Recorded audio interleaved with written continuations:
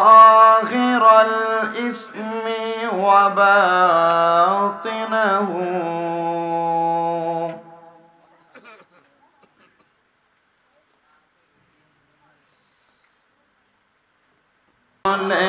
নবী নবী আমার দেহ মনে বলে নবী নবী আমার দুই নয়নে বাসে ছবি আমার দুই নয়নে বাসে ছবি আমার দেহ মনে বলে নবী নবী আমার দেহ মনে বলে। একটু জবান খুলে জোরে শুনে পড়েন, কারণ এটা রবিউল আউয়াল মাস, নবীর আগমনের মাস। একটু মুহাব্বতে পড়লে হয়তোবা আল্লাহর হাবিবের দিদার আপনি আপনার ঘরের মধ্যে পেয়ে যাবেন। একটু জোরে পড়েন, আমার দেহ মনে বলে নবী নবী আমার দেহ মনে বল। ফাইন লাইরো না। আমার দুই নয়নে বাসে ছবি আমার দুই নয়নে বাসে ছবি আমার দেহ মনে বলে নবী নবী আমার দেহ মনে বলে। ইয়া রাসূলুল্লাহ ইয়া হাবিবাল্লাহ ইয়া রাসূল ইয়া হাবিবাল্লাহ ইয়া রাসূলুল্লাহ ইয়া হাবিবাল্লাহ আপনি আল্লাহর নূর নবী আমার দেহ মনে বলে নবী নবী আমরার দেহ মনে বলে। মদিনাতে নবী আছেন শুইয়া উম্মতদেরকে নবী পাগল বানায়া মদিনাতে নবী আছো ঘুমাইয়া উম্মতদেরকে নবী পাগল বানাইয়া কবে যাব মদিনাতে এই আশা থাকে বলেন কবে যাব মদিনাতে এই আশা থাকি আমার দেহ মনে বলে নবী আমার দেহ মনে বলে নবী নবী আমার দুই নয়নে বাসে ছবি আমার দুই নয়নে বাসে ছবি আমার দেহ মনে বলে। বাবা ওই নবী রওজা মুবারক দেখতে কত সুন্দর, এতদিন না দেখে ওয়াজ করতাম, কিন্তু বেশি দিন হয় নাই, মাত্র গত এই মাসের মধ্যেই শেষ কয়েকটা দিন আগে আমি মক্কা মদিনা জিয়ারত করে আসলাম। আল্লাহর কসম আল্লাহর হাবিবের রওজা মুবারকের দিকে বাবু সালাম দিয়া যখন নবীজির রওজা মুবারকের দিকে নবীর উম্মতেরা জিয়ারত করার জন্য ঢুকে যায়, আমি অনেক মানুষের চোখের দিকে তাকাইলাম, আমি দেখলাম প্রত্যেকের চোখগুলা বায়া বায়া চোখ দিয়া পানি পড়তেছে। আমি চিন্তা করলাম কিরে তারা কান্না করতেছে, তাদের মাঝে কান্নার কোনো প্রতিচ্ছবি বুঝতেছি না, কিন্তু চোখ দিয়া পানি পড়তেছে। আমি রাসূলের রওজা মুবারকের সামনে যায়া নিজেও নিজের চোখটার দিকে একটু হাত দেওয়ার পরে দেখলাম নিজে নিজের চোখের পানিগুলা পড়তেছে। চিন্তা করলাম কারণ কি, আমি বুঝতে পারলাম অন্য কোনো কারণ না, আল্লাহর হাবিবের রওজা মুবারক দেখার জন্য এতদিন পাগল ছিলাম, এখন নিজের চোখে দেইকা চক্ষু শীতল করলাম। নবীজি রওজা মুবারকের সামনে দাঁড়ায়া দাঁড়ায়া আল্লাহর হাবিবের দিকে ফিরা ফিরা দোয়া করলাম, ওগো এলাহি আপনার হাবিবের রওজা দেখার জন্য এতদিন পাগল ছিলাম, এখন আর হাবিবের রওজা মুবারক দেখার জন্য পাগল না, মরণের আগে ওই হাবিবকে একবার আমারে দেখা দিয়া দিয়েন। এবার আপনারা বলেন আমরা সবাই ওই হাবিবে কিবরিয়ার দিদার চাই কি চাই না? তাহলে একটু মুহাব্বতে আমার সাথে জোরে জোরে পড়ে না, আমার দেহ মনে বলে নবী নবী আমার দেহ মনে আমার দুই নয়নে বাসে ছবি আমার দুই বাসে ছবি আমার দেহ মনে ইয়া রাসূলুল্লাহ ইয়া হাবিবাল্লাহ ইয়া রাসূলুল্লাহ আপনি আল্লাহর নূর নবী আমার দেহ মন বল নবী আমার দেহ মন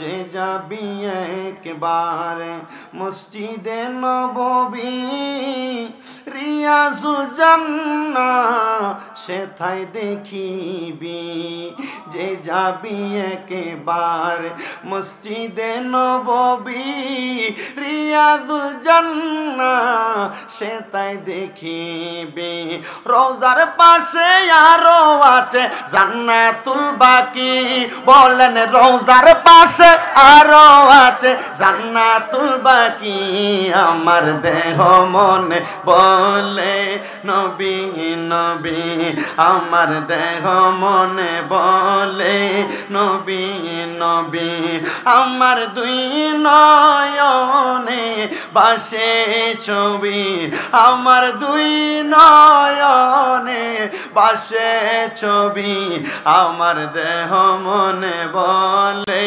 নবী নবী আল্লাহুম্মা সাল্লি মাওলানা মুহাম্মদ ওয়া আলা আলি সাইয়্যিদিনা লা ইলাহা ইল্লাল্লাহ লা ইলাহা ইল্লাল্লাহ পড়িয়ে লা ইলাহা লা ইলাহা হাসবি রব্বি জাল্লাল্লাহ মা ফি কলবি গায়রুল্লাহ নূর মুহাম্মদ সাল্লাল্লাহু লা ইলাহা ইল্লাল্লাহ পড়িয়ে লা ইলাহা লা ইলাহা दोनों जहां में एक अल्लाह कौन मकाम है अल्लाह इस्मो मिज़ानम एक अल्लाह ला इलाहा इल्लल्लाह पढ़िए ला इलाहा इल्लल्लाह ला इलाहा আল্লাহ ছাড়া মাবুদ নাই আমার নবীজি ছাড়া উপায় নাই বলেন আল্লাহ ছাড়া মাবুদ নাই আমার নবীজি ছাড়া উপায় নাই আইরে ওই নবীকে পাইতে হইলে ওই লেয়লি আল্লাহর দয়া চাইলা ইলাহা লা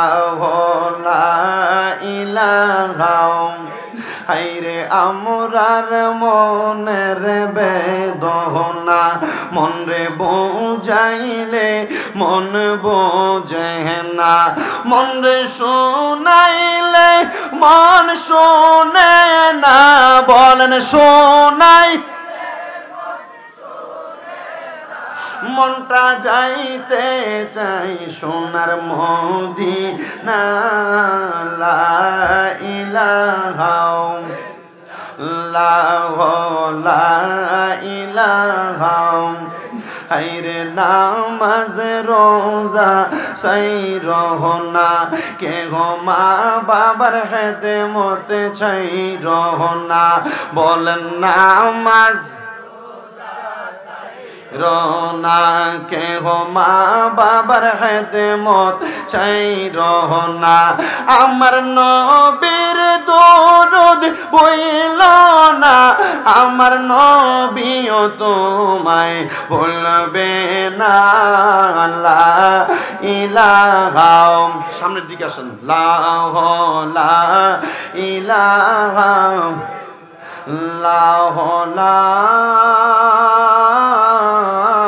ইলাহা ইল্লাল্লাহু মুহাম্মাদুর রাসূলুল্লাহ সাল্লাল্লাহু আলাইহি ওয়াসাল্লাম। হে আমার কুমিল্লা জেলার অন্তর্গত বরুড়া থানাধীন শালকিয়া পূর্বপাড়া জামে মসজিদ প্রাঙ্গণে এত সুন্দর পবিত্র ঈদে মিলাদুন নবী সাল্লাল্লাহু আলাইহি ওয়াসাল্লাম উদযাপন উপলক্ষে শালকিয়া মিলাদুন নবী সাল্লাল্লাহু আলাইহি ওয়াসাল্লাম ফাউন্ডেশনের উদ্যোগে ৪র্থতম বাৎসরিক ওয়াজ ও দোয়ার মাহফিলের আমার ভাই বাবারা বন্ধুরা, হে আমার পর্দার অন্তরালের মা বোনেরা গো, যারা মাইকের আওয়াজ শুনতেছেন, আপনাদের কাছে আমার আবদার, পরপর এক এক করে 3টা বছর আমি আপনাদের কাছে বয়ান পেশ করতেছি।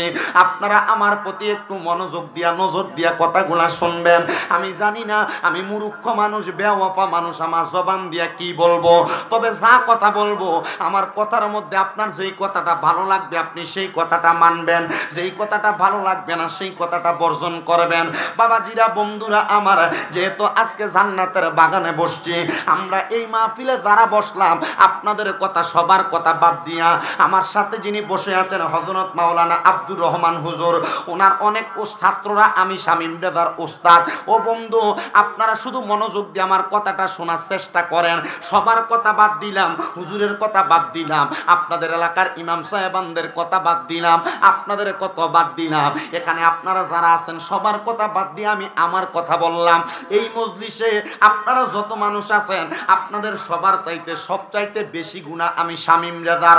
আমার একটা বিশ্বাস, জান্নাতের বাগান মাহফিলের মধ্যে আইসা আমার আল্লাহ তাআলার কাছে যদি আমি দোয়া করি, মাবুদ ও দয়াল আল্লাহ, আমি জীবনে অনেক গুনাহ করছি, জীবনে অনেক অন্যায় করছি, অনেক পাপ করছি গো আল্লাহ, আপনার কাছে ক্ষমা চাই, আপনি আমারে ক্ষমা করেন। জানতে চাই আমার শালকিয়ার বাবারা, আমার আল্লাহর কাছে মাপ চাইলে আমার আল্লাহ জীবনের গুনাহ মাফ করতে পারে কি পারে না? বন্ধুরে, আমার শালকিয়া এলাকার পর্দার অন্তরালের মা, মাইকের আওয়াজ যদি কানে যায় গো মা, মাইকের আওয়াজ যদি কানে যায় রে বাবারা, আজকে আমরা এত গুনাহ লইয়া এই জান্নাতের বাগানে যারা বসলাম, দাড়ি পাকা মুরব্বীদেরকে যদি প্রশ্ন করা হয়, আব্বা জীবনে তো অনেক গুনাহ করছেন, লুকায়া লুকায়া গুনাহ করছেন, আপনি প্রকাশ্যে গুনাহ করছেন।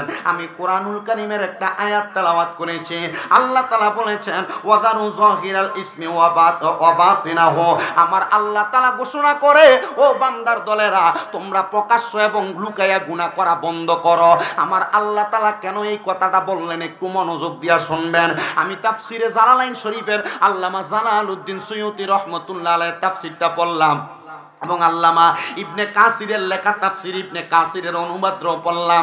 আপনাদের দোয়ার বরকতে আমার অল্প বয়সে আমি এই পর্যন্ত 4টা তাফসিরের অনুবাদ প্রথম থেকে শেষ পর্যন্ত পড়ে শেষ করেছি।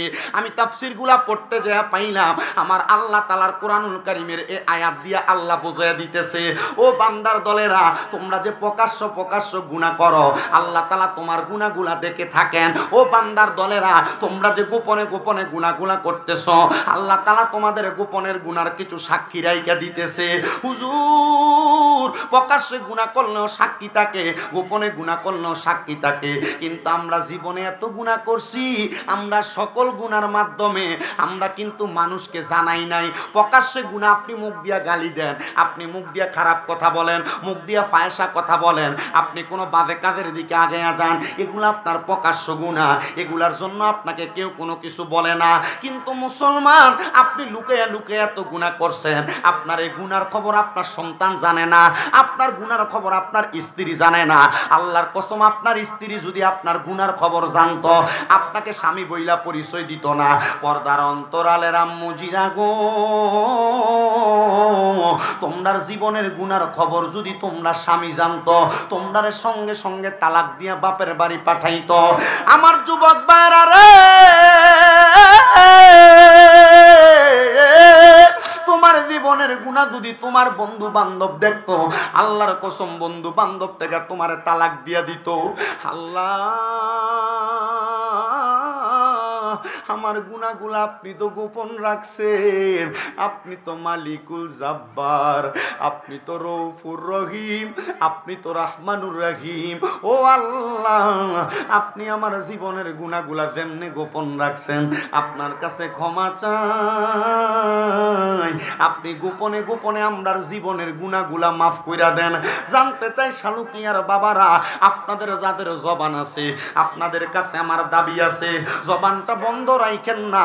আমি জানতে চাই জীবনের গুনাহগুলা লইয়া শালুকিয়ার মাহফিলে বইসা আজকে যদি আল্লাহর কাছে আমরা ক্ষমা চাই, আমার আল্লাহ জীবনের গুনাহগুলা মাফ করতে পারে কি পারে না? এই বিশ্বাস কার কার আছে? ডান হাত তুলে আল্লাহকে দেখায়া দে। আল্লাহ,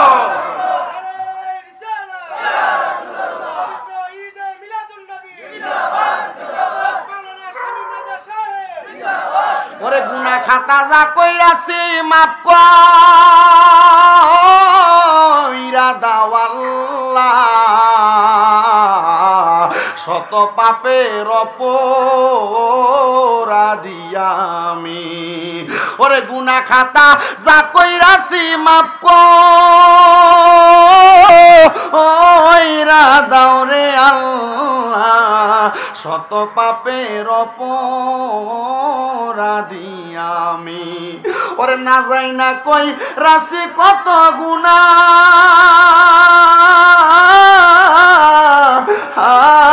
গো আল্লাহ, কন্যা না যাই না কই রাশি কত গুনাহ। আরে বলেন না, আরে না যাই না কই রাশি কত গুনাহ গো আল্লাহ, শত পাপের অপরাধী আমি, শত পাপের অপরাধী আমি। বন্ধুরা রে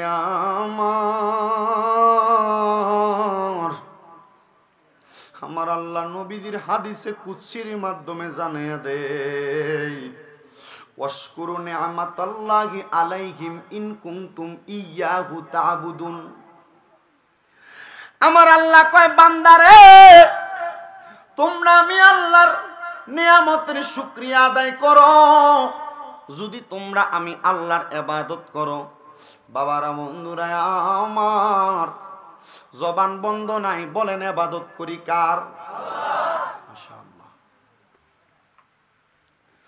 ওই আল্লাহর নিয়ামতের শুকরিয়া যদি আপনি আমি আমাদের জবান দ্বারা সারা জীবন করি, কইরা শেষ করা যাবে না। তাকে দেখেন বড়ুরা বাজারে একটা ছেলে ভিক্ষা করে মাঝে মাঝে, সেই বৃষ্টি দেখে না, পানি দেখে না, এগুলার মধ্যে দিয়ে গড়ে গড়ে সামনে হাঁটে, হাঁটতেও পারে না, গড়ে গড়ে চলাফেরা করে। আসেনি বড়ুরা বাজারে? আরিফ নাম মনে হয়, রায়হান নাম। আমি এই ফুলাটার দিকে তাকে মাঝে মাঝে চিন্তা করি, আল্লাহ তাআলা এই রায়হান নামক ছেলেটারে বড়ুরা বাজারে যে ভিক্ষা করে, মানুষের কাছে চায় টাকা নেই। আল্লাহ তাআলা আপনারে আমারে এত সুন্দর পা গুলা দিলেন রে বাবারা হাঁটার জন্য। আল্লাহ তাআলা আপনারে আমারে এত সুন্দর দৃষ্টি দিলেন দেখার জন্য, জবান দিলেন কথা বলার জন্য, মুখ দিলেন কথা বলার জন্য, চোখ দিলেন দেখার জন্য, হাত দিলেন কাজ করার জন্য। কই রে বাবা, আপনি আমি তো আল্লাহ তাআলার নিয়ামতের প্রশংসা করতে একটুও দেখি না। আমি চিন্তা করি, হুজুর অনেক মানুষ প্রশ্ন করবে আমি নিয়ামতের প্রশংসা করব কেমনে? আমার তো সময় হয় না, চাকরি বাকরি কাজকর্ম নিয়ে ব্যস্ত থাকি, ব্যবসা নিয়ে ব্যস্ত থাকি, হুজুর আমার পরিবার নিয়ে ব্যস্ত থাকি। না রে বাবা না, ওই ছেলেটার দিকে তাকাইলে দেখবা মনটা নরম হবে। মাঝে মাঝে ল্যাংরা লোক, আতুরা লোক, কানা লোক, টেকরা লোকের দিকে তাকাইলে আপনার মনে হবে যে হ্যাঁ, এই ব্যক্তির চোখ নাই, এই ব্যক্তির মতো আমার যদি না থাকতো আমিও দেখতাম না, এখন দেখি। এই চোখটার জন্য 2 রাকাত নামাজ পড়বা। এই ব্যক্তির হাত নাই, আমার হাত আছে, হাতটার লাগে 2 রাকাত নামাজ পড়বা।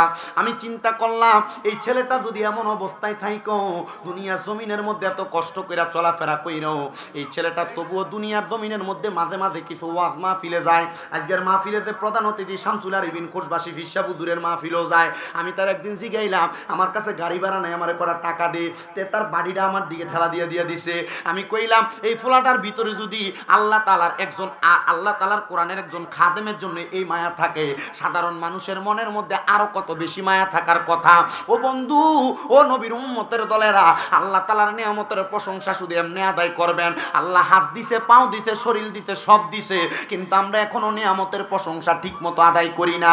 এবার আপনারা বলেন, আল্লাহ তাআলার নিয়ামতের প্রশংসা আদায় করার দরকার আছে না নাই? তো গত পরশুদিন আমি গেছিলাম সিলেটের ভোলাগঞ্জে। তো যাওয়ার পরে পুলিশ সদস্যর লগে আমার কথা। তো বর্তমান বাংলাদেশে প্রশাসনের লোকের মধ্যে সবচাইতে অবহেলিত হইলে পুলিশ জাতি, ঠিক না? আমার কাছে ভাই আমার কইতেছে, হুজুর মানুষ যে পরিমাণ অবহেলা এখন আমরারে করতেছে, হুজুর পুলিশের ডিউটি করে আমার নিজের কাছে লজ্জা লজ্জা লাগতেছে। আমি কইলাম, আরবিতে একটা উক্তি আমার উস্তাদ আমারে ক্লাস 3-তে পড়াইছিল, কামা তাদিনু তুদান। হুজুর কামা যেমন কর্ম তেমন ফল। আমি কইলাম, ভাই সাহেব আপনারা যা কর্ম করছেন আপনারা মানুষ অবহেলাই করার কথা। এখন ভাই আল্লাহর কসম আমি কোনোদিন 1 টাকা ঘুষ খাই না। আমি কই, আপনি খাইছেন না, আপনার জাত ভাইয়ে খাইছে। কথা কর না কেন?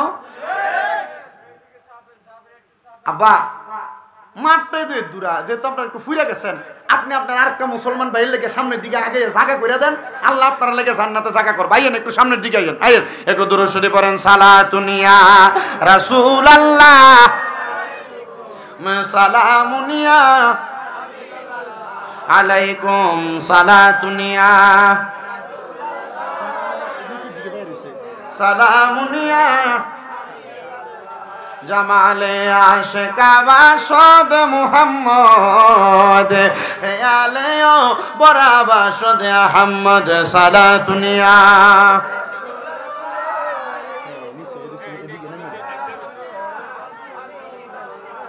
মদিনার মাটি যদি হইতাম, নূর নবীরে বুকের মাঝে রাখিতাম সালাতুনিয়া। জোরে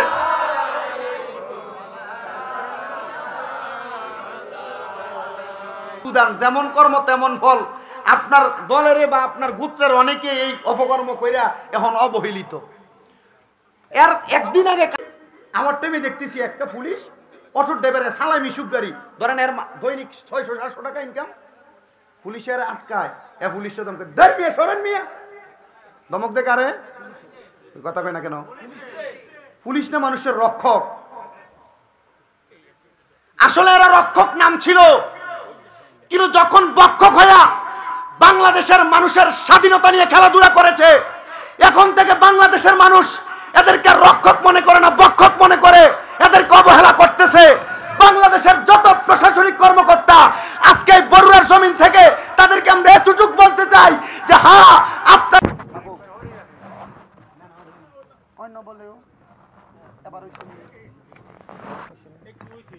আচ্ছা যাও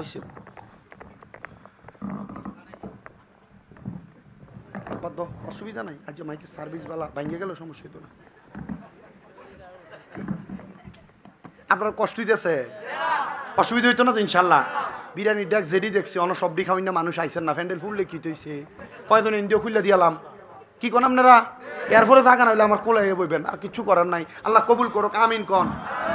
তো এখন এ পুলিশে আমার জিজ্ঞা, হুজুর করারটা কি? চলবো আল্লাহ মাফ করবো কিনা সন্দেহ আছে। আলহামদুলিল্লাহ আমার সাথে অনেক পুলিশ সদস্যদের সাথে সম্পর্ক ভালো। আমি এগুলো নিয়ে কথা কইলে মাঝে মাঝে বসে। তো আমার হুজুর এটা আবার কিতা কইলেন, আল্লাহ না মাফ করেন না, সকল ক্ষমতার মালিক, আল্লাহ মাফ করতো না। আমি কিছু ভাই সাহেব না, কি লিগা? আমি কইলাম হক কইছে 2 প্রকার। কয় প্রকার? না কি তো আমনে কথা কন না কা, হক কয় প্রকার? বেতন নন জানি বলে হুজুর আপনি কি আমরা মুনি বুঝাইলেন না, আমরা তাই আল্লাহ আল্লাহ নবীর মেহমান। কথা কয় না? কার মেহমান? মদিনা শরীফে যে গেছি, মদিনা শরীফের এই ইয়াগুলা টাইলসগুলোর ভিতরে কত মানুষে দেখছি 99 টাকায় লাগছে, এই উপর দিয়ে মাটি লাগছে, এই মাটি আমার গায়ে লাগাইলে হয়তো আল্লাহ তাআলা মাটির বরকত আমারে maaf করে দিবে। আশিক বলে ওরে মদিনা শরীফের মাটি আমি সুরমা বলে চোখে মাখি গো,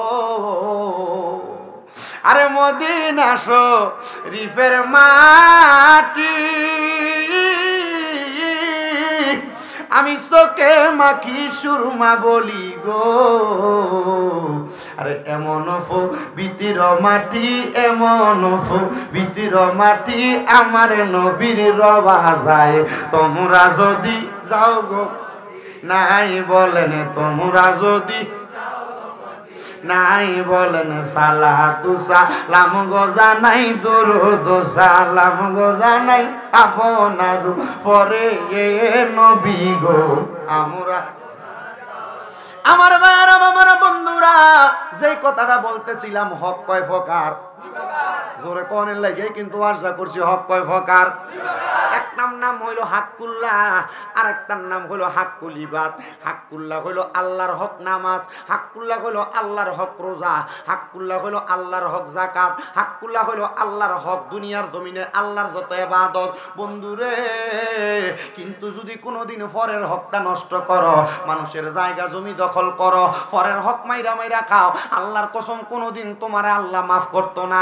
পুলিশ সদস্যরে বললাম, পুলিশ ভাই আপনি যে মানুষের হক মাইরা খাইছেন। হুজুর কেমনে খাইলাম? আমি কই রাস্তায় যে সার্জেন্টের দায়িত্ব পাইছিলেন, হেলমেটের লাগা 2500 টাকার মামলা, আপনারা নিচে দিয়া মুট করে 500 দিছে, আপনি 2500 মামলা ফিনিশ করে দিছে। কথা কোন ঠিক কিনা? যদি 2500 টাকার একটা মামলা দিয়ে দিত, ভবিষ্যতে হেলমেট ছাড়া আইতে চিন্তা করতো।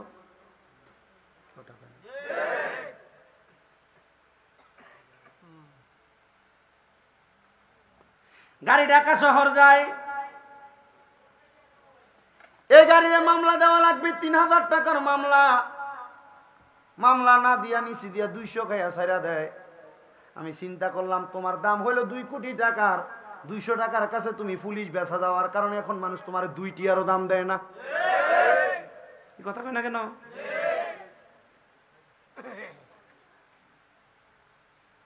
এই জন্য যে মূল কথাই ছিলাম, যারা ঘুষ খাইছে এতদিন, যারা পরের হক মাইরা মাইরা খাইছে এতদিন, যারা মানুষের প্রতি জুলুম করছে এতদিন, তারা সাবধান হয়ে যান। আর যাদেরকে হক মাইরা খাইছেন তার কাছে মাফ চাইলাম। অন্য সে দুনিয়া তো মায়ের, কবরেও মায়ের। আল্লাহর কসম, প্রশাসন যদি এখন থেকে যদি তাদের নিজের ভুল শুধরে তৎপর হয়ে যায়, এখন থেকে কেউ যদি কোনো মানুষের প্রতি জুলুম করে, অত্যাচার করে, এদের শাস্তি দেশেও পাইব, কবরেও পাইব। ঠিক কিনা? ঠিক কিনা? আর যদি বেশি থেকে বেশি হয়, এলাকাবাসী মিললে একটা কমিটি করবেন, দুর্নীতি দমন কমিশন। বলে হুজুর কি লেগা সরকারি দিয়ে হইতো না? সরকারি দিয়ে তো এতদিন চলছিল, বহুত হইছে না, এখনো ওয়ান লাগবো। এলাকার মানুষ এক লোক হইবেন, কেউ যদি কোনো সময় চাঁদাবাজি আর টেন্ডারবাজি করতে আসে, কোনো মানুষের প্রতি জুলুমবাজ করতে আসে, জায়গা কিনার পর দালালির টাকার জন্য আসে, তারা পিলারের লগে বাইন্দা ইচ্ছা মতো ফিটাইবেন। একটারে ফিটলে কথা কয় না, একটারে ফিটলে। আর বাংলাদেশের অন্তর্বর্তীকালীন সরকার ডক্টর মোহাম্মদ ইউনূস সাহেব ওনা আছে না নাই? ওনার কাছে আমাদের আবদার, মুসলমান যারা তাদের মূল আবদার, এখন থেকে আপনি যতদিন পর্যন্ত ক্ষমতায় আছেন বা থাকবেন, এই ক্ষমতায় থাকাকালীন অবস্থায় আল্লাহর কোরআন, রসুলে পাকের হাদিস, রসুলে পাকের ইজ্জতের চাদর ধরে, আল্লাহর কোরআনের আইনের চাদর ধরে কেউ যদি টানাটানি করে, বাংলাদেশের জাতীয় মসজিদ বাইতুল মুকাররমের সামনে একটারে টাঙ্গে ফাঁসি দিয়ে দিবেন। আর কোন নাস্তিক মুরতাদ কোরআন নিয়ে রসুলের ইজ্জতের চাদর ধরে টানাটানি করার সাহস পাবে না। কথা বলেন ঠিক কিনা? 12 ভারতের এক হিন্দু পাদ্রী নাকি বোম্বাইয়ের জমিনে আল্লাহর হাবিব সাল্লাল্লাহু আলাইহি সাল্লামকে নিয়ে কটূক্তি করেছে, মুসলমানরা প্রতিবাদ জানাইছে। বাংলাদেশের কোন হিন্দুত্ববাদীরা বাংলাদেশে মুসলমানের কাছে অত্যাচারের শিকার হয় না, কারণ ইসলাম শিক্ষা দেয় হিন্দুদেরকে আমরা রক্ষা করব, হিন্দুদেরকে বাঁচিয়ে রাখবো, হিন্দুদেরকে মারামারির সাথে যুক্ত করব না। কিন্তু ভারতের ওই মহানবীকে নিয়ে কটূক্তি কন্যাওয়ালা বেটা সাহসটা ফাইলো কেমনে বাংলাদেশে করে দেখাইতি বোন ফুতায় কি করতো মুসলমান? কথা কন না হুজুর, ঠিক আছে? আমরা অন্তর্বর্তীকালীন সরকারের কাছে আবদার এতটুক মুসলমানদের বাংলাদেশে একটা সুশীতল বিচার কার্য পরিচালনা করেন। কথা কয় না কেন? যে আল্লাহর কোরআনের আইনের বিরুদ্ধে কেউ কথা কইব আর ফাঁসি, নবীর ইজ্জতের চাদর নিয়ে কেউ টানাটানি করবে আর ফাঁসি। ইনশাল্লাহ দুই একটারে দিলে আর পরে সাবধান, ঠিক আছে নি হুজুর? ঠিক না? আর এতদিন পর্যন্ত যারা যারা দুর্নীতির সাথে জড়িত ছিল তাড়াতাড়ি এদেরকে খোঁজার ব্যবস্থা করেন। হ্যাঁ, এবার হক এটা প্রশাসনিক কর্মকর্তা, হক এটা সরকারি কর্মকর্তা, তার সহ যারা যারা ওনার উপদেষ্টা মন্ডলী আছে, ওনারা দেশের যেই জায়গায় ভ্রমণ করবেন, আপাতত আপনারা যতদিন ক্ষমতায় আছেন প্লেন আর হেলিকপ্টার ব্যবহার করা বন্ধ করেন। বলে হুজুর কেন? আপনারা আপনাদের গাড়ি দিয়ে বাংলাদেশের বিভিন্ন জেলা, বিভিন্ন উপজেলায় ভ্রমণ করেন, যেখানে রাস্তাগুলো খারাপ তাড়াতাড়ি ঠিক করার ব্যবস্থা করেন, যেখানে যেই সমস্যা এই সমস্যাগুলো সমাধানের ব্যবস্থা করেন। দেখবেন বাংলার মানুষ আপনাদের প্রতি আস্থা রাখবে, আপনাদেরকে দেশ চালানোর দায়িত্ব যেমনভাবে তারা অন্তর্বর্তীকালীন বানাইছে তারা গণপ্রজাতন্ত্রী বাংলাদেশ বানাই দিব। ঠিক আছে না? আমরা তো এমন একটা দেশে চাই, সুন্দর একটা দেশ চাই না? আল্লাহ কবুল করো।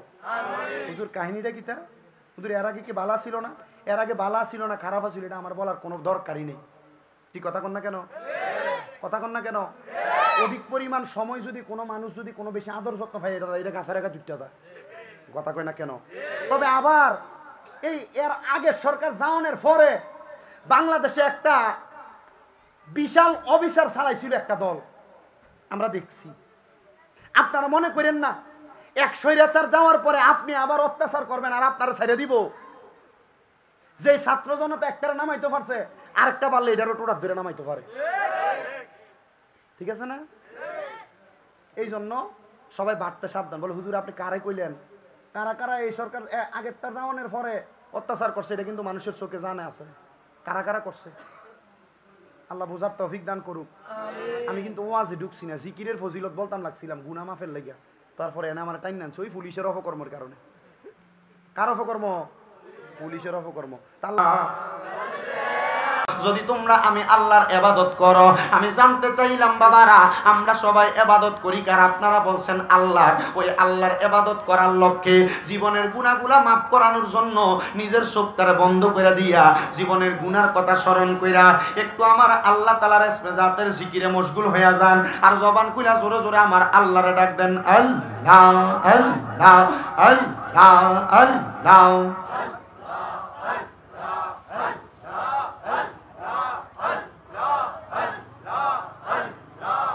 একটু কমে দাও, একটু কমো। আল্লাহ আল্লাহ আল্লাহ আল্লাহ আল্লাহ আপনি হি মেহেরবান গো নবীজি, আপনি হি মেহেরবান ও গো নবীজি, আপনি হি মেহেরবান মারহাবা।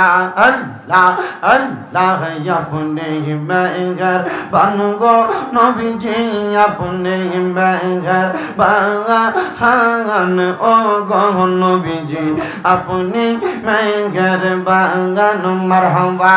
আল্লাহ আল্লাহ আপনাকে দেখিতে গো নবীজি, আপনাকে দেখাইতে গো আল্লাহ বানাইছে জাহান ও গো নবীজি, আপনি মেহেরবান মারহাবা।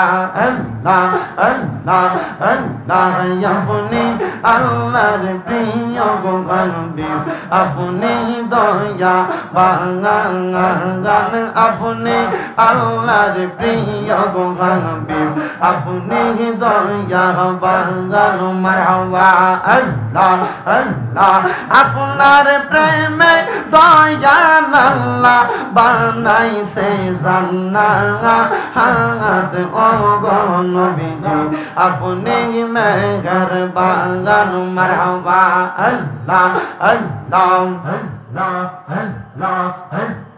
দয়াল নবী আপনি গুণমোহনী মারহাবা আল্লাহ আল্লাহ আপনার জন্য বানাইছে গো আমার আল্লাহ সারাটা দুনিয়া গো নবী দয়াল নবী আপনি গুণমোহনী মারহাবা আল্লাহ আল্লাহ আল্লাহ আল্লাহ আল্লাহ কাউসারের মালিক নবী কাউসার পিলাইবা প্রাপি উম্মত উদ্ধারিতে গো নবী সাজদা তে পড়িবা গো নবী দয়াল নবী তুমি গুণমোহনী আল্লাহ আল্লাহ জবান খুলে আল্লাহর ডাকে শরণ নাই লা ইলাহা ইল্লাল্লাহ মুহাম্মাদুর রাসূলুল্লাহ সাল্লাল্লাহু আলাইহি ওয়াসাল্লাম আল্লাহুম্মা আমিন আল্লাহুম্মা আমিন আলহামদুলিল্লাহি রাব্বিল আলামিন আসসালাতু ওয়াসসালামু আলা রাসূলিহিল কারীম রব্বানা আতিনা ফিদ দুনিয়া হাসানাতাও ওয়া ফিল আখিরাতি হাসানাতাও ওয়া কিনা আযাবান নার মাবুদ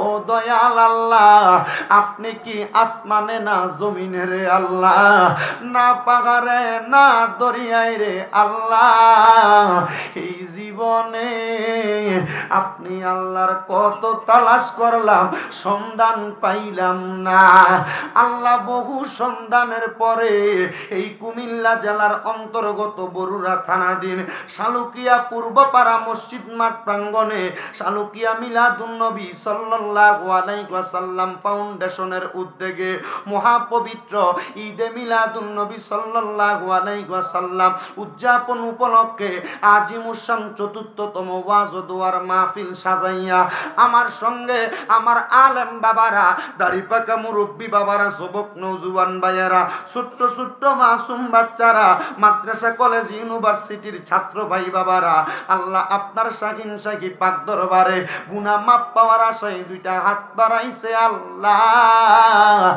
যার হাতটা তোমার কাছে মায়া লাগে পছন্দ হয় ওই হাতের উসিলায় আমরার জীবনের গুনাহ তুমি আল্লাহ ক্ষমা কইরা দাও তুমি তো অন্তর্যামী রে আল্লাহ ওই আমরা হইলাম ফানা আমরা সুখে কিনা দুঃখে ডাকি ও আল্লাহ তুমি যাই না কি জানো না রে আল্লাহ করো আল্লাহ জানো তোমার মনে আল্লাহ তোমার বন্ধু হযরতে আদম নবীর সঙ্গে কইছ কথায় আল্লাহ আল্লাহ আরাফাতে নিয়া আমরার সঙ্গে নি কইবা কথা ও আল্লাহ আল্লাহ আজরাইল পাঠাইয়া গো আল্লাহ করো আল্লাহ জানো তোমার মনে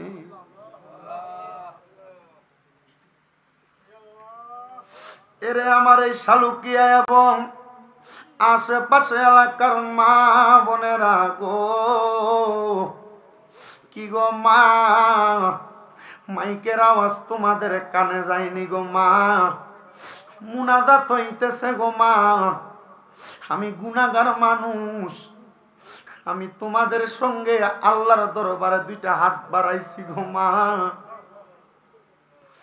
গুনাহগার হইতে পারি, অল্প কিছুদিন হয় আল্লাহর বাইতুল্লাহ শরীফটা আমি তাওয়াফ করে আসছি গো মা, আল্লাহর বাইতুল্লাহর গিলাফ ধরে ধরে দোয়া করে আসছি গো মা, হাতিমে কাবার সামনে দাঁড়ায়া দাঁড়ায়া দোয়া করে আসছি গো মা, মাকাম ইব্রাহিমের সামনে দোয়া করে আসছি, হাবিবে কিবরিয়ার রওজা মুবারকের সামনে দোয়া করে আসছি, উস্তুনে আহাদা, উস্তুনে আয়সা, উস্তুনে হান্নানা, 3টা জায়গায় রিয়াজুল জান্নায় বৈশা দোয়া করে আসছি, নবীজির মিম্বর বরাবর দাঁড়ায়া দাঁড়ায়া দোয়া করে আসছি, জান্নাতুল বাকিতে দোয়া করে আসছি, জান্নাতুল মুআল্লার মধ্যে দোয়া করে আসছি, জামারাত, মিনা, পান্তর, আরাফার ময়দান, জাবালে রহমত, জাবালে নূর, জাবালে সুর, এই প্রান্তর গুলার মধ্যে দাঁড়ায় দাঁড়ায় দোয়া করে আসছি গো মা।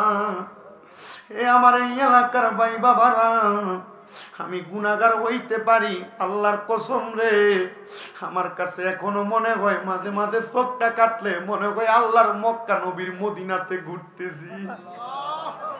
আমি ওদম গুনাহগারের সাথে আমার আল্লাহর দরবারে তাড়াতাড়ি 2টা হাত বাড়াইয়া দেও। আমরার বিশ্বাস আছে আমার আল্লাহ একটা হাতও খালি ফিরাইয়া দিবে না।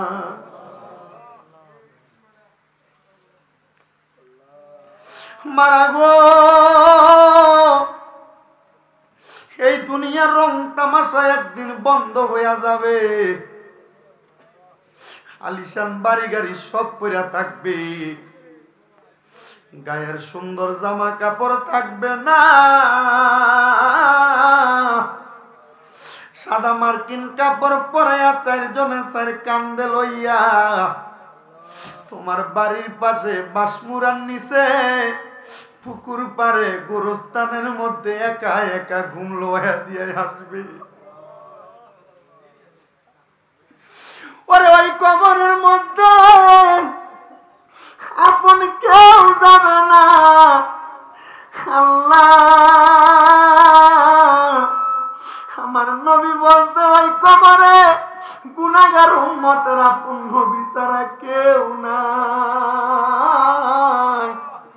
জীবনের গুনাহগুলা মাপ পাওয়ার আশায়, রাহমাতুল লিল আলামিন নবীর দিদারের আশায় আমার সঙ্গে 2টা হাত আল্লাহর দরবারে বাড়াইয়া দাও। আল্লাহ আজকের মাহফিলে অনেক সন্তান হাত বাড়াইছে যাদের জগতের মধ্যে বাবা নাই, যেই বাবা রিক্সা চালাইয়া মাটি কাইটা মাথার গাম পায়ে ফলাইয়া পরের বাড়িতে বদলা দিয়া সন্তানকে মানুষের মতো মানুষ করার জন্য আব্বাজান নিজের রক্তরে পানি বানাইছে, এমন আব্বাজাদের অন্ধকার কবরে আল্লাহ তাদের আব্বার কবর জান্নাতের বাগান বানায়া দাও। আল্লাহ বিশেষ করে এই মিলাদুন নবী সাল্লাল্লাহু আলাইহি ওয়াসাল্লাম ফাউন্ডেশনের প্রতিষ্ঠাতা মরহুম মুতালেব হোসেন আল কাদেরীর কবরটার জান্নাতের বাগান বানাও। এই শালকিয়া সহ সারা পৃথিবীর আনাচে কানাচে যত হক্কানি রব্বানি মুমিন মুসলমান শুয়া রইছে আল্লাহ প্রত্যেকের আরো আপাকে কবুল আর মঞ্জুর করে নাও। মনিব আজকের মাহফিলে কোনে 3 জানি হাত বাড়াইছে, কোনে 3টার জানি জগতের মধ্যে মা নাই, যে মা 10 মাস 10 দিন গর্ভে ধারণ কইরা সন্তানের প্রসব বেদনা সহ্য করতে মার বড় কষ্ট হইছে, যে মা সন্তানকে গর্ভে নিয়ে বড় কষ্ট করছে, মাঘ মাসের শীতের দিনে বিছানা ডান দিকে প্রস্রাব করলে মালগি দিয়া বাম পাশে নিয়ে যাইতো, বাম দিকে প্রস্রাব করলে মা বিদা জায়গায় ঘুমাইয়া শুকনা জায়গায় ঘুম লোয়াইতো। আজকে সন্তান দামি বাড়ি বানাইছে কিন্তু মা জননীরে দামি বিল্ডিংটার মধ্যে ঘুম লোয়াইতে পারে না, দামি খাটটার মধ্যে ঘুম লোয়াইতে পারে না। আরে কেমনে শুয়াইবারে মা ডারে কেমনে আনন্দ দিব, ওই মা অন্ধকার কবরের মধ্যে শুয়া রইছে। আল্লাহ এমন মা বাবা যার কবর দেশে রাইকো তোমার মায়ার নজরে, সেই মা বাবার কবরেতে আযাব তুমি দিও না, দুঃখের দরদি আমার জনম দুঃখী মা, গর্ভধারিণী মা, জনম দুঃখিনী মা, দুঃখের দরদি আমার জনম দুঃখী মা। যারা মা হারা ইতিম, যারা বাবা হারা ইতিম, আম্মা আব্বার কবরে খাদিয়া কবুল আর মঞ্জুর কইরা নাও। যাদের মা বাপ বেঁচে আছে, আম্মা আব্বার খেদমত করার তৌফিক দান করো, আম্মা আব্বার সুস্থ শরীর দান করো। আল্লাহ এখানে যারা হাত বাড়াইছে প্রত্যেকের বংশের কবর আযাব মাফ করো। যারা বেঁচে আছে হায়াতে তয়্যিবা নসিব করো। প্রত্যেকের ব্যবসা বাণিজ্য কাজে কর্মে চাকরি বাকরির মধ্যে বরকত দান করো। যারা পড়ালেখা করে বিদ্যা বুদ্ধি বাড়াইয়া দাও, মানে সম্মান ইজ্জতে জিন্দেগি নসিব করে দাও। অনেক প্রবাসী ভাইরা বিদেশ থেকে দোয়া চায়, আল্লাহ প্রত্যেক প্রবাসীদের কামাই রুজি ব্যবসা বাণিজ্যের মধ্যে বরকত দান করো। প্রবাসীদের মনের নেক নেক আশাগুলা পূরণ করো। আজকের মাহফিলে অনেকে টাকা দিয়া, পয়সা দিয়া, শ্রম দিয়া, বুদ্ধি দিয়া, পরামর্শ দিয়া, অনেকে প্যান্ডেলের টাকা দিয়ে, অনেকে মাইকের টাকা দিয়ে, অনেকে তাবারুকের চাউলের গোশতের টাকা দিয়া সহযোগিতা করেছে। আল্লাহ প্রত্যেককে তুমি কবুল আর মঞ্জুর করে নাও। এই মাহফিলে যারা যারা উপস্থিত হয়েছে, পর্দার অন্তরালে অনেক মা বোনেরা দোয়া চায়, আল্লাহ প্রত্যেকের খাস দোয়া তুমি কবুল ও মঞ্জুর করো। রাব্বুল আলামিন, এই মজলিসের মধ্যে সবচাইতে বড় গুনাহগার আমি, সবচাইতে বড় বদকার আমি আমারে সবচাইতে নগণ্য নাচিস হিসাবে তোমার দরবারে সফর্দ করলাম। এখানে অনেকগুলা হাত, বিশেষ করে উস্তাদুল আতাসাতেদার হাত আছে, ওলামায়ে কেরামের হাত আছে, অনেক তালেবুল ইলমরার হাত আছে, অনেক যুবকরার হাত আছে, অনেক দাড়ি পাকা মুরব্বিরার হাত আছে। তোমার নবী না বলছে হাদিসে কুদসির মাধ্যমে তুমি জানাইছো, কোন যুবকরা যদি তোমার কাছে হাত বাড়ায়, আল্লাহ তোমার কুদরতি অন্তরের মধ্যে মায়া লাগা যায়। কোন দাড়ি পাকা মুরব্বিরা যদি তোমার কাছে হাত বাড়ায়, আল্লাহ তোমার আরশ আযীমটা থরথর কইরা কাঁপে।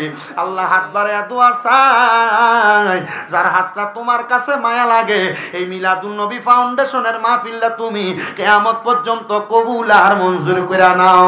আল্লাহ মরণ দিবা দুঃখ নাই, মরণের আগে বারবার মক্কা মদিনা তাওয়াফ জিয়ারত নসিব করাইয়া আখিরি জবানে মধুর কালেমা পড়াইয়া দিয়েন লা ইলাহা ইল্লাল্লাহু মুহাম্মাদুর রাসূলুল্লাহ সাল্লাল্লাহু আলাইহি ওয়াসাল্লাম। একটা জবানও বন্ধ রাখবেন না, ওই জবানটা দিয়া একটাবার মহান মনিবের প্রশংসা করো।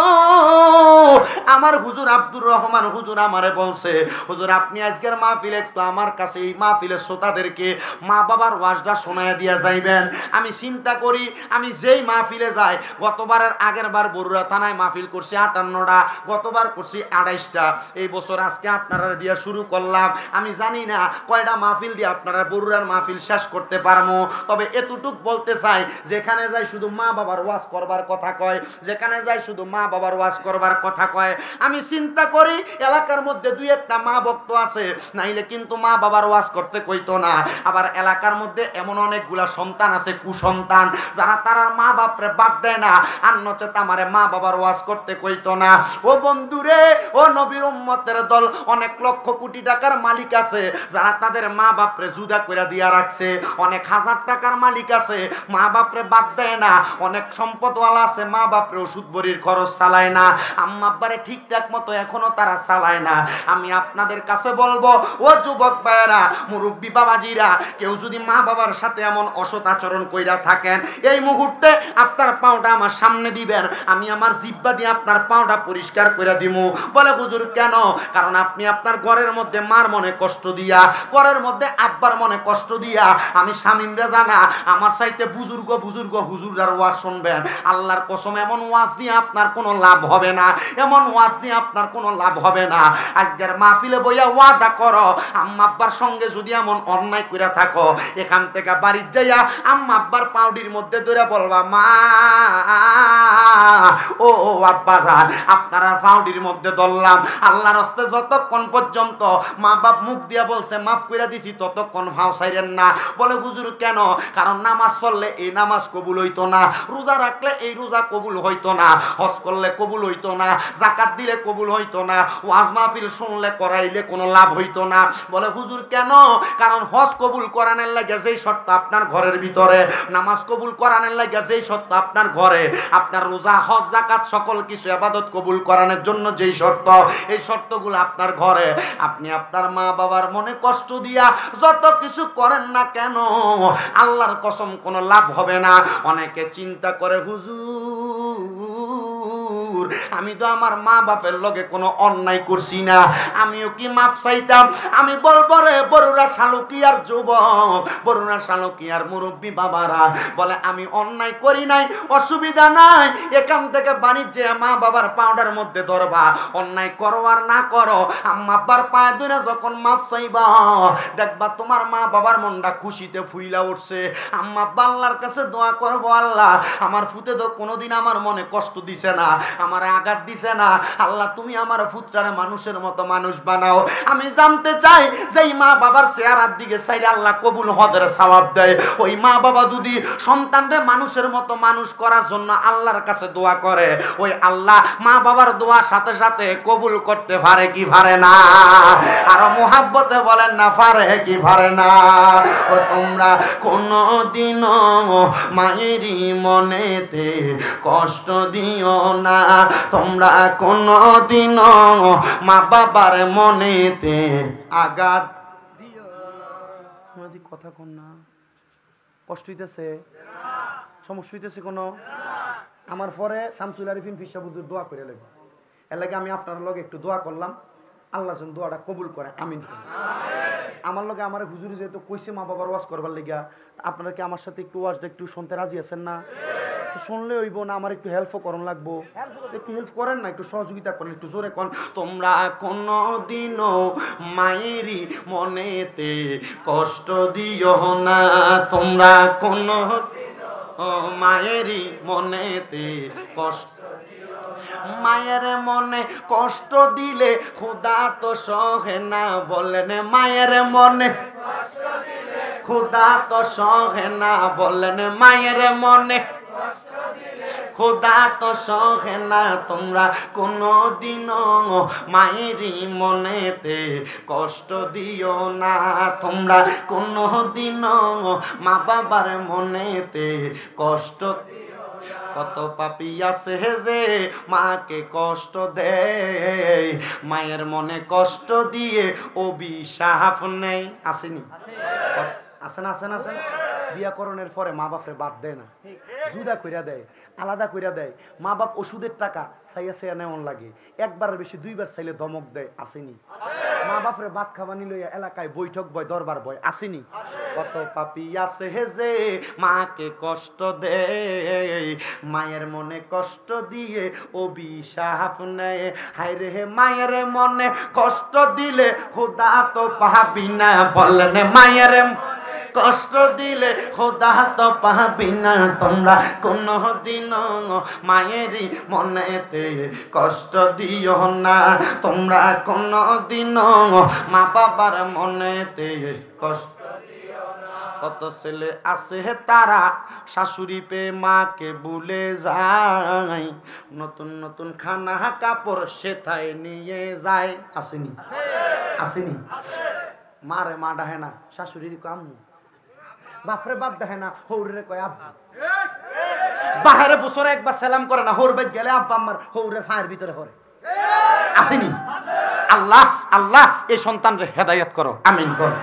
কত পাপী আছে রে শাশুড়ি পে মাকে ভুলে যায়, দামি দামি জামা কাপড় তাদের কাছে নিয়ে যায়। আইরে মা বাবার ফেইলা তাদের যত্ন যে কহির না, বলেন মা বাবার বইলা তাদের যত্ন যে কহির না। তোমরা কোনদিনও মায়েরই মনেতে কষ্ট দিও না, তোমরা কোনদিনও। আমার বাবারা বাবারা গভীর মনোযোগ অন্তরের কান্না গান বাজানো, মা বাবার কদমটার মধ্যে ধরে মাপ চাইবা, আম্মা ও আব্বা আমি অন্যায় করছি আর না করছি আল্লাহর রাস্তে আমারে মাফ কইরা দেন। আল্লাহর দোহাই, আল্লাহর দোহাই, আজকে শালকিয়ার মাহফিল কবুল হইব এটার গ্যারান্টি কেউ দিতে পারবে না। তবে আমি একটা জিনিস গ্যারান্টির জন্য চিন্তা করছি, যদি আগামীকালকে শালুকিয়ার দোকানে বইসা কোন আব্বা কয় শামীম রাজার ওয়াজটা শুইনা আমার ফুতে বাইতে আমার ফায়ে ধরে মাপ চাইছে, তবে কোনোদিন আমার ফুতে আমি আব্বার লগে অন্যায় করছে না, আমার মনটা টানে শামীম রাজার ওয়াজ শুইনা কোনো ফুতে যদি আইজা বাড়ির যে মার ফাওয়ার ধরে, মা যদি কয় আমার ফুতে কোনোদিন আমার লগে অন্যায় করছে না, তবু আমি মার ফাওয়ার ভিতরে ধরছে, আমার বিশ্বাস এই কথাটা কইলেই মাহফিলটা কবুল।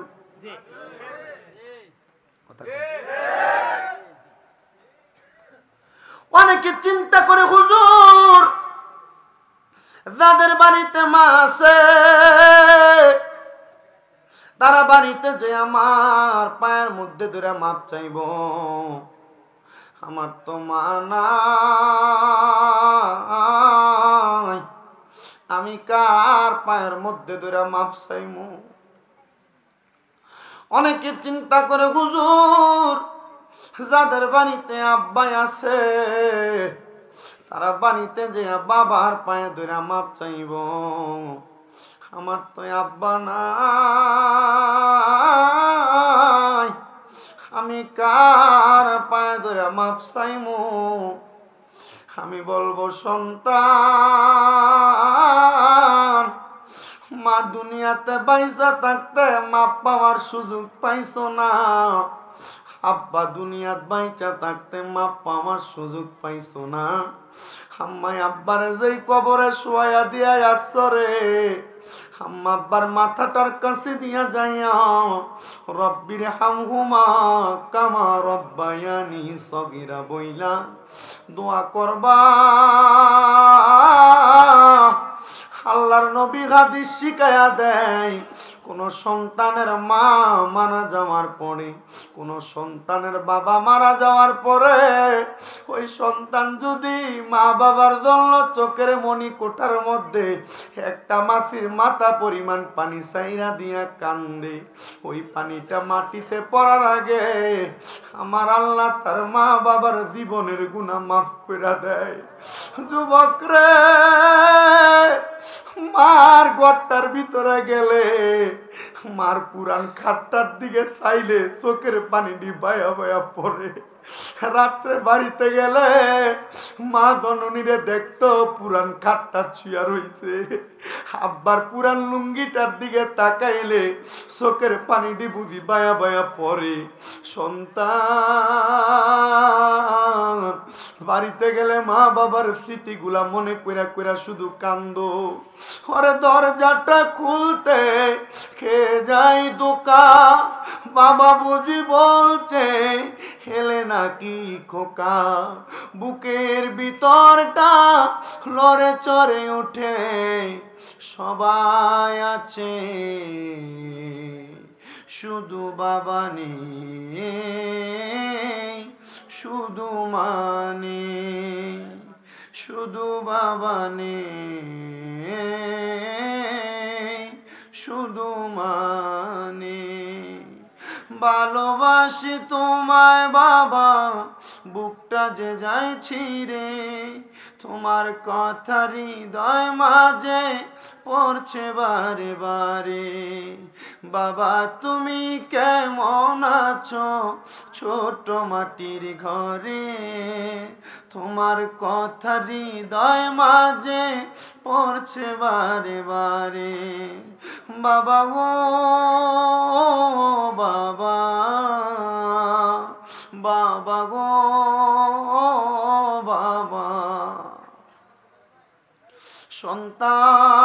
সন্তান আগে কোনো অন্যায় করলে বাবা একটা ধমক দিয়া বাড়িতে নিয়ে যাইতো, এখন আব্বা নাই, ধমক দেওয়ার মতো কেউ নাই। এই যে আমার মোতালেব ভাইয়ের ছোট ছোট দুইটা বাচ্চা, এদের দিকে তাকাইলে আমার নিজে কথাটা মনে পড়ে।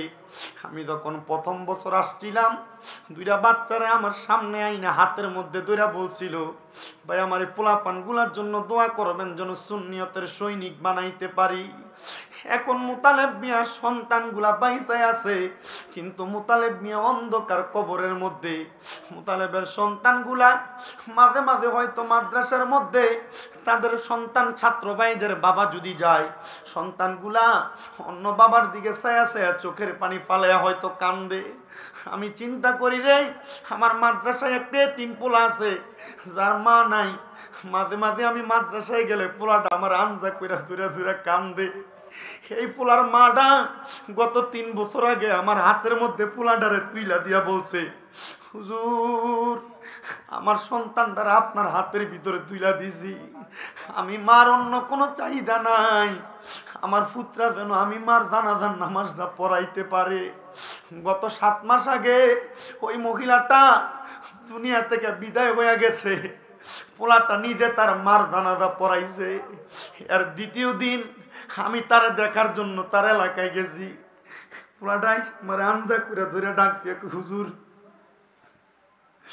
আমার মা না আপনার হাতের মধ্যে তুইলা দিয়া বলছিল আমার মার জানাজার নামাজটা আমি পড়ানোর জন্য। এখনো মাদ্রাসার ভিতরে গেলে ওই ছেলেটার দিকে চাইলে চোখের পানিগুলা বায়া বায়া পড়ে। এই ছেলেটা নিজেই বলে, হুজুর আমি কোরআন শিখা আমার মার জানাজার নামাজটা পড়াইতে পারছি, এটার চাইতে সৌভাগ্য আমার আর হবে না। সন্তানের দল, আমি কেন ওই মা বাবার গুরুত্বটা আপনাদের কাছে বোঝানোর চেষ্টা করতেছি। এদের মনে কষ্ট দিয়ে আপনি যত রকমের কাজ করেন আল্লাহর কসম কোনোভাবে কবুল হবে না। নারায়ণগঞ্জের বুইগড় থেকে একজন মহিলা মাঝে মাঝে আমাকে ফোন দিয়ে আমাকে সন্তানের মতো মনে করে আমার কাছে তার কষ্টটা প্রকাশ করে, হুজুর আমার স্বামী মারা গেছে আমার সন্তান হওয়ার 3 মাস পরে। এই ছেলেটার দিকে তাকে আমি মা বিবাহ করি নাই, কোনো জায়গায় বিবাহ বসি নাই। হুজুর এই ছেলেটাকে আমি মানুষের বাড়িতে কাজ করে করে মানুষ করছি। বর্তমানে আমার ছেলেটা যত টাকা বেতন পায় আলহামদুলিল্লাহ, বিবাহ করার পরে বউটারে নিয়ে শ্বশুর বাড়িতে থাকে। আমি আমার ছেলেরে বলছিলাম, সন্তান আমি মারে তুমি খাওয়ানো লাগবে না, আমি মারে তোমার ইনকাম থেকে দেওয়া লাগবে না। আমি আমার পুত্রে বলছি, বাবা আমার বাড়িতে আইসা থাকো, আমি সকাল সন্ধ্যা তোমার চেহারাটা আমার চোখ দিয়া দেখবো আলহামদুলিল্লাহ। মাঝে মাঝে তুমি মা তুমি সন্তান, আমি মারে মা কুইয়া ডাকবা আলহামদুলিল্লাহ। আল্লাহর কসম একটা মা বাবা সন্তানের কাছে এর চাইতে বেশি কোনো কিছু চায় না। শুধু একটা মা বাবা চায় সন্তানটা মা বাপকে সুন্দরভাবে একটু আদর যত্ন করবে, মা বইলা ডাকবে, বাবা বইলা ডাকবে। আল্লাহর দোহাই আল্লাহর নবী হাদিসে মুবারাকার মধ্যে বলেছে, সাহাবায়ে কেরাম প্রশ্ন করি, ইয়া রাসূলুল্লাহ ইয়া হাবিবাল্লাহ নবীজি, আমরা দুনিয়াতে মা বাবা দুইজনের মধ্যে সবচাইতে বেশি সম্মান কাকে করব? আল্লাহর নবী প্রথম তার মার কথা বলেছেন, নবীজিকে দ্বিতীয়বার বলায় নবীজি তার মার কথা বলেছেন, নবীজিকে তৃতীয়বার বলায় আল্লাহর নবী তার মার কথা বলেছেন, চতুর্থবার বাবার কথা বলেছেন। ইয়া রাসূলুল্লাহ মার কথা আপনি কেন 3 বার বললেন, বাবার কথা 1 বার বললেন? আল্লাহর হাবিব বলে, দুনিয়ার সন্তানের দলেরা মা জননী সন্তান যখন গর্ভে নেই ওই সন্তানটা নিয়ে মা জননী বড় কষ্ট করে।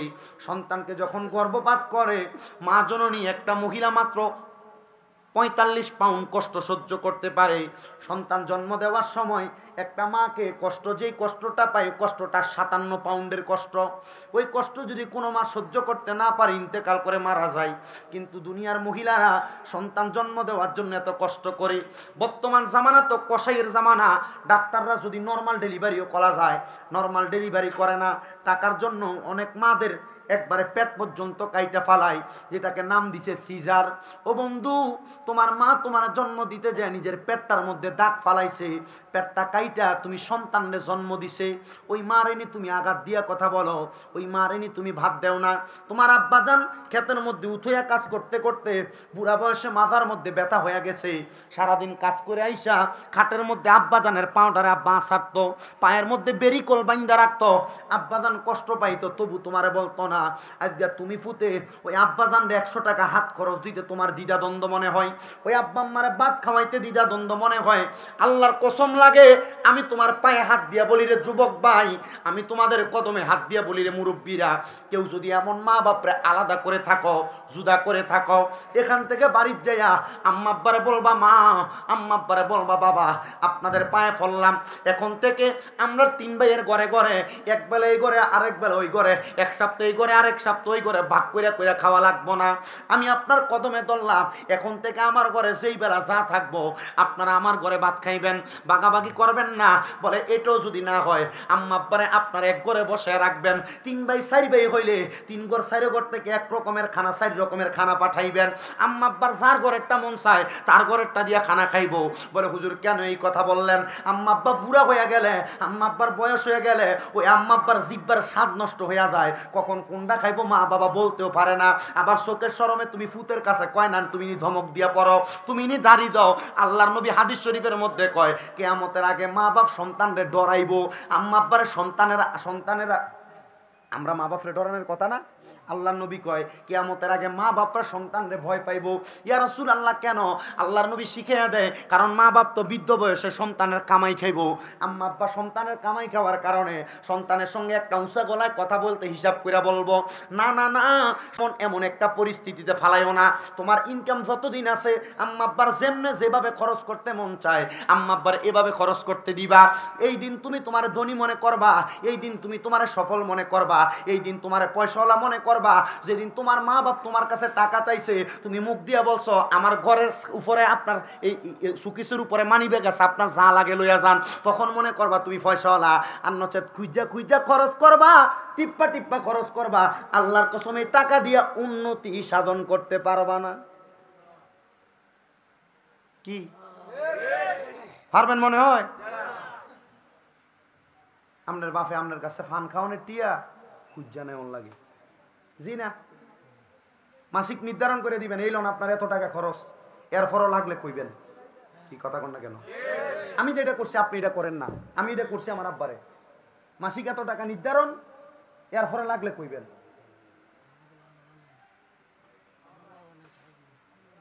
আপনার তো আব্বা নাই, ওই কবরের সামনে দিয়ে শুধু কানবেন, আপনার কাছে আর কিছু চায় না। বলে হুজুর আমার তো বাপ নাই, আমি কারে দিব? হ্যাঁ, অনেক সন্তানের মনে কষ্ট, হুজুর আমার বাপে সিরা লুঙ্গি পরছে, হুজুর আমার আব্বা পুরান পাঞ্জাবি পরে ঈদের নামাজ পড়তে গেছে। আব্বার জিজ্ঞেস আব্বা ঈদের পাঞ্জাবি কই? আব্বা কইছে অনকে আর আমরা ঈদের বয়স আসেনি, কিন্তু আব্বার টাকা যে নাই এটা কয় নাই।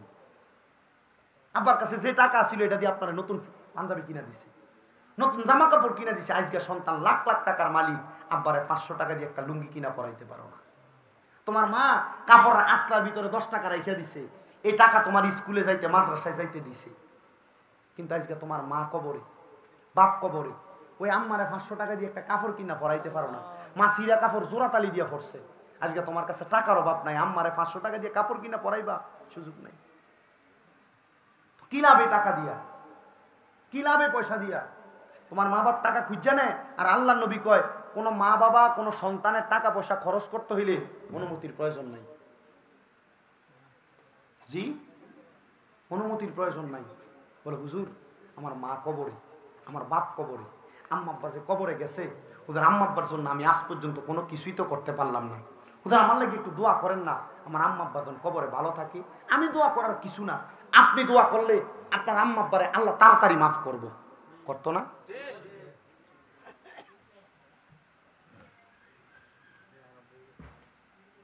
আসেন বাবাজিরা, ছোট্ট একটা ঘটনা বলে আমি আপনাদের কাছে ওয়াজের ইতি টানবো।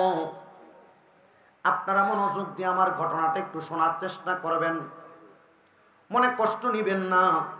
সময় যদি অতিবাহিত হয় আজকের আল্লাহর ওয়াস্তে সময়টা দেওয়ার চেষ্টা করবেন। ইরাক নামক এলাকা, নাম শুনছেন? ইরাক নামক এলাকার মধ্যে আল্লাহ তাআলার একজন বান্দা বসবাস করতেন, যার নাম হলো হযরতে রুমাইসা। নাম কি? হযরতে রুমাইসা। উনি বলেন আমি যখন ইরাকে বসবাস করতাম আমার মায়ের খবর আমি জানতাম না, আমার বাবার খবর আমি জানতাম না। মানুষ আমার লাওয়ারিস মনে করত, লাওয়ারিস মানে আমার কোনো ওয়ারিসদার নাই। হযরতে রুমাইসা বলেন কিন্তু মানুষ যদি আমাকে বেওয়ারিস মনে করত, আমি ইরাকের বড় মসজিদের মধ্যে আল্লাহর কোরআনের জ্ঞান আমার সিনা মাথার মধ্যে নিয়েছি। নবীর হাদিসের জ্ঞান আমি আমার সিনার মধ্যে নিয়েছি। আমি রুমাইসা যখন আল্লাহর কোরআনের জ্ঞান, নবীর হাদিসের জ্ঞান নিলাম, হযরতে রুমাইসা ডাক দিয়া কয়, জগৎবাসী রে, আমি এই জ্ঞানটা আমার সিনার মধ্যে নেওয়ার পরে মানুষ যখন আমার মা বাবার পরিচয় নিয়ে প্রশ্ন তুলল, আমি যখন এলেম অর্জন করলাম, হঠাৎ করে এই ইরাকের মধ্যে ভালো একজন আলেমের সন্ধান করতে লাগলো। মানুষ জিজ্ঞাসা করলো, এই ইরাকের মধ্যে রুমাইসার মতো ভালো কোনো আলেম নাই, রুমাইসার মতো ভালো কোনো আলেম নাই, রুমাইসার মতো ভালো কোনো আলেম নাই। আমি রুমাইসা যখন সামনে গেলাম, সবাই আমার দিকে ছায়া ছায়া মুস্কি মুস্কি হাসে। কি করে? মুস্কি মুস্কি হাসতেছে। কারণ যে সময় রুমাইসা ভালো আলেম, রুমাইসার বয়স হলো মাত্র 18 থেকে 19 বছর। কয় বছর? 18 থেকে 19 বছর। তো রুমাইসারে যখন ভালো আলেম মনে করে ওনারে দিছে ইরাকের বড় মসজিদে ইমামতি করার জন্য, এই ইমাম রাখার সময় জিজ্ঞাসে, রুমাইসা তোমার আব্বাকে তোমার আম্মাকে পরিচয় কি? হযরত রুমাইসা বলতেছে, আমার আব্বাকে আম্মাকে আমি জন্মের পরে জানি না। এই কথা বলার পর ইরাকের বড় মসজিদের যে কমিটি আছে তারা বলতেছে, যার মা বাবারই কোনো খবর নাই সে কিভাবে ইমামতি করবে? যার মা বাবার খবর নাই সে কিভাবে ইমামতি করবে? হযরত রুমাইসা বলেন, আমি আমার মা বাবার কোনো খবর নাই, এই খবর না দিতে পারার কারণে ইরাকের বড় মসজিদের মধ্যে আমার ইমামতি হয় নাই। তোমার বন্ধু নবীর হাদিস শিখলাম, আল্লাহ আমার মা বাবার খবর তো আমি আমার মসজিদের মানুষকে দিতে পারি নাই, এই জন্য তারা আমার ইরাকের বড় মসজিদের মধ্যে ইমামতি করতে দেয় নাই। আল্লাহ, আমার তো জীবনে বড় শখ ছিল আমি ইরাকের বড় মসজিদে ইমামতি করব, ইরাকের বড় মসজিদের মধ্যে খেতামতের দায়িত্ব পালন করব। আমার আল্লাহর দরবার থেকে আওয়াজ আসে, ওরে রুমাইসা, তুমি যে তো মনে মনে চিন্তাটা করছো, তোমার চিন্তাটা বড় ভালো, এই চিন্তা নিয়ে তুমি আল্লাহর দরবারে দোয়ার জন্য হাত বাড়াইছো, যাও রে যাও, তুমি তোমার মসজিদের মিম্বরে চলে যাও। হযরতে রুমাইসা বলে, আমি আল্লাহর পক্ষ থেকে একটা গায়েবী আওয়াজ পাইলাম। কি আওয়াজ? কি আওয়াজ? আওয়াজটা ফাউনের আগে নামাজ পড়ছে কয় রাকাত?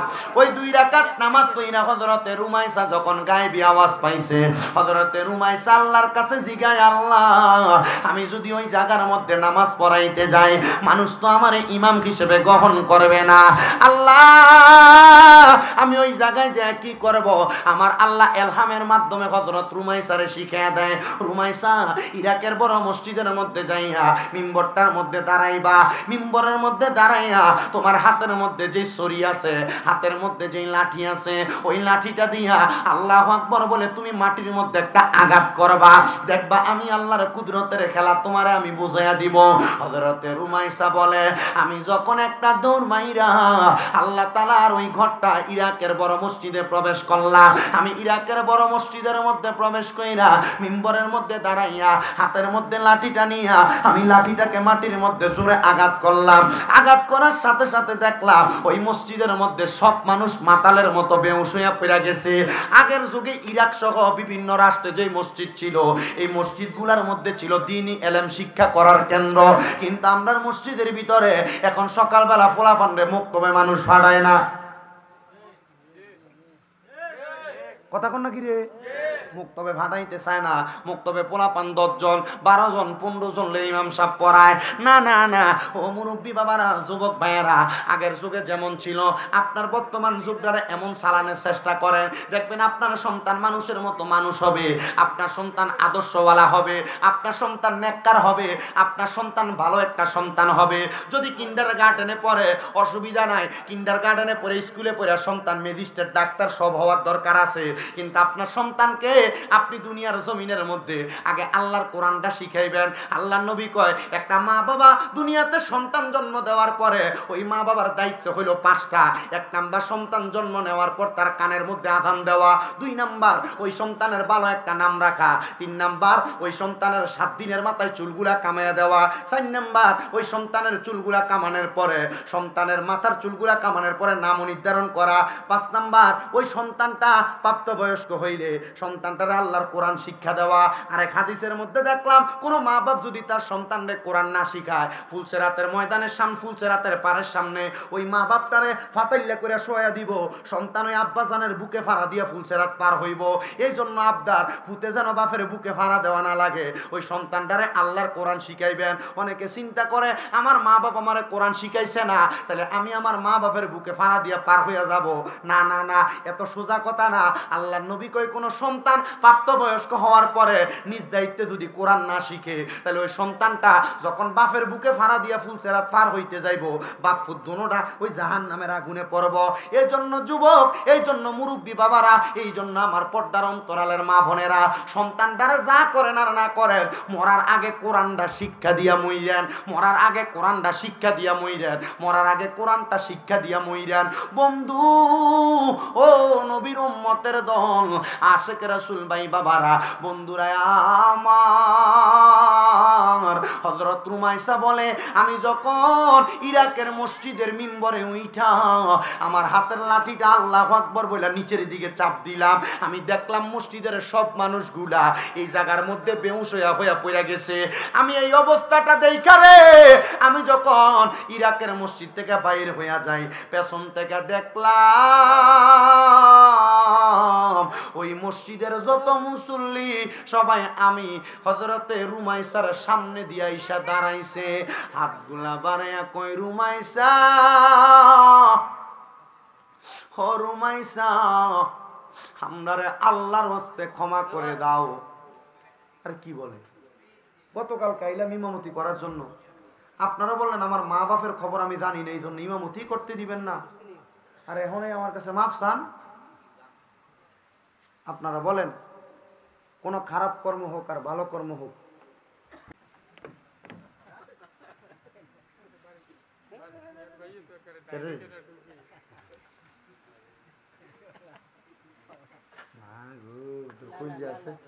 না নানি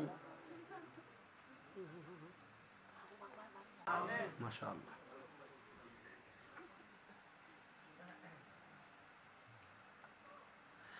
আমার বাবা জিরাম কোন কর্ম সম্পাদন হবে না, আল্লাহর কাছে দোয়া করলে এই কর্ম সম্পাদন করার উপযুক্ত আল্লাহ করতে পারেনি। রুমাইসা দোয়া করছিনি, নামাজ পড়ছিল কয় রাকাত? 2 রাকাত।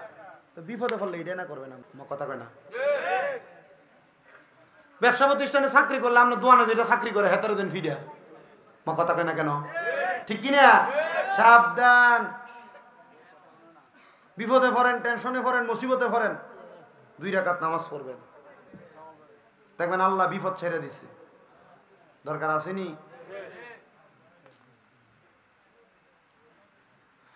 হযরত রুমাইসা বলে গতকাল কেন বললাম মা বাবার খবর নাই, এখন দিয়া আবার ইমামতি করার লেগে মাফ চাও? কারণ কি? বলে হুজুর জোহরের ওয়াক্ত হয়ে যাইতেছে, তাড়াতাড়ি নামাজটা আগে পড়ান। আর কয় কি, আমি বলে নামাজ পড়িতাম না, মা বাপের খবর নাই, এখন আবার বলতেছেন হুজুর আগে পড়ান। এরপরে কইতেছি কারণ জোহরের নামাজের ইমামতি শেষ করার পরে মসজিদের মধ্যে ওই এলাকার গণ্যমান্য ব্যক্তিবর্গ হাত উঠে বলে হুজুর এখন থেকে আপনি মসজিদের সম্মানিত ইমাম, খেতাবতের দায়িত্ব পালনকারী। হুজুর বললেন যতক্ষণ পর্যন্ত কারণ না বলবেন, গতকালকে রাখতে চাইছেন না আজকে রাখতেছেন, আজকে কারণ না বললে আমি ইমামতি করতাম না। হুজুর আপনি যখন মসজিদের মিম্বরে এসে দাঁড়াইছেন, আল্লাহু আকবার কইয়া লাঠিটারে যে মাটির দিকে আপনি একটা ধাক্কা দিয়েছেন, আমরা যে বেহুশ হয়ে গেছিলাম, হুজুর কথাটা কি আপনার মনে আসেনি? অবশ্যই আছে। হুজুর আমরা বেহুশ হওয়ার পরে আমি দেখছি 2 জন পুরুষ, একজন পুরুষ এবং একজন মহিলা সুন্দর একটা বাগানের ভিতরে হাঁটতাছে, আর তাদের ডাইনে বামে সামনে পেছনে রহমতের ফেরেশতারা ঘোরাফেরা করতেছে। আমি জিজ্ঞাসা করলাম কে গো আপনারা, পরিচয় কি আপনাদের? আমাকে বলছে অন্য কোনো পরিচয় না, তোমরা যেই হুজুরে ইমামতি করাইতে রাখছো না, আমরা ওই হুজুরের আম্মা আব্বা। তো আপনাদের সন্তান তো আপনাদের পরিচয় জানে না, আপনারা কেমনে জান্নাতের মধ্যে ঘুরতেছেন? বলে আমাদের সন্তান আমাদের পরিচয় জানবে কেমনে রে? আমি যখন দুনিয়াতে সন্তান জন্ম দিছি, আমি মা জননী জন্ম দেওয়ার সময় ইন্তেকাল করেছি। নবীর হাদিস বলে কোন মা সন্তান জন্ম দেওয়ার সময় যদি মারা যায়, মাসালা সাবেত হচ্ছে, কোন মা যদি সন্তান জন্ম দেওয়ার সময় মারা যায়, ওই মারে আল্লাহ তাআলা শহীদের মর্যাদা দেয়, শহীদরা জান্নাতি। বন্ধুরে, ওই জান্নাতি মা বাবা উত্তর দেয়, আমি মা সন্তান জন্ম দেওয়ার সময় মারা গেছি, আর আপনি বাবা কেমনে মরলেন? বলে আমার স্ত্রী যখন মারা গেল, আমার স্ত্রী মারা যাওয়ার পর তার সুখে কাতর হয়ে আমিও কেমনে জানি মারা গেলাম। আল্লাহ মৃত্যু দান করছে, কিন্তু আমরা মরার পরে জান্নাতেও দেয় না, আল্লাহ জাহান্নামেও দেয় না। জান্নাত এবং জাহান্নামের মধ্যবর্তী জায়গার মধ্যে আমরা দুইজনে আল্লাহ আটকে রাখছে। কারণ হইল আমরা দুনিয়াতে ইবাদত করতাম না, আমরা দুনিয়াতে গুনার কাজ করতাম, আমরা দুনিয়াতে ইবাদতের মধ্যে মশগুল ছিলাম না। কিন্তু কোন ব্যক্তি জানি আমরা সন্তানটারে পাইয়া তার লালন পালন কইরা তারে দ্বীন ইলম শিখাইছে, আল্লাহর কোরআন শিখাইছে, নবীর হাদিস শিখাইছে। আল্লাহর কসম, আমার সন্তানটা আলেম হওয়ার কারণে আমার আল্লাহ তাআলা আমরা দুইজন মা বাপরে জান্নাতি বানাইয়া দিছে। জোরে জোরে বলেন না সুবহানাল্লাহ। কোরআন শিখাও ছেলে মেয়েকে, ও হে মুসলমান, কোরআন শিখাও ছেলে মেয়েকে, ও হে মুসলমান, জান কবজের সময় তোমার হইবে রে আসান। বলেন কোরআন শিখাও ছেলে মেয়েকে, ও হে মুসলমান, জান কবজের সময় তোমার হইবে রে আসান। একটি ছেলে আলেমে হলে পড়বে কোরআন মৃত্যু কালে, ঠিক কিনা? আরে একটি ছেলে আলেমে হলে পড়বে কোরআন মৃত্যু কালে, আরে দূর হবে বিয়াদব শয়তান, জান হবে ইহসান। বলেন দূর হবে বিয়াদব শয়তান, জান পাবে ইহসান, জানে কবজের সময় তোমার হইবে রে আসান। বলেন কোরআন শিখাও ছেলে মেয়েকে, ও হে মুসলমান, কোরআন শিখাও ছেলে মেয়েকে, ও হে মুসলমান, জানে কবজের সময় তোমার হইবে।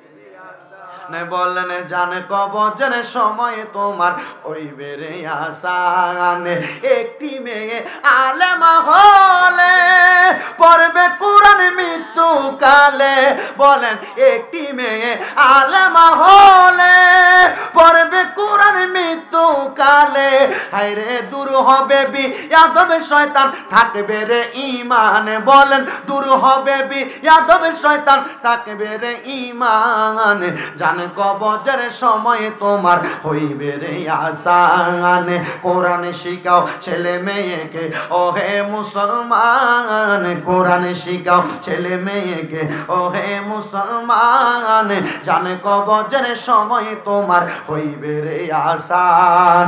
ও বন্ধু, ও শালুকিয়ার বাবারা, আশেপাশে এলাকার মুরব্বীরা, যুবকেরা, মাইকের আওয়াজ শুনতেছেন, পর্দার অন্তরালের মা বোনেরা, সোশ্যাল মিডিয়ার মাধ্যমে দেখনেওয়ালা দেশ বিদেশের ভাই বাবারা, বন্ধুরা, যদি কবরে যাওয়ার পর জান্নাত চান, কবরে যাওয়ার পর নাজাত চান, কবরে যাওয়ার পর কবরটারে সুশান্তিময় বানাইতে চান, আল্লাহর ওয়াস্তে একটা সন্তানরে আলেম বানান, একটা সন্তানকে কোরআনওয়ালা বানান, একটা সন্তানকে কোরআন হাদিস পড়ুইন্না বানান।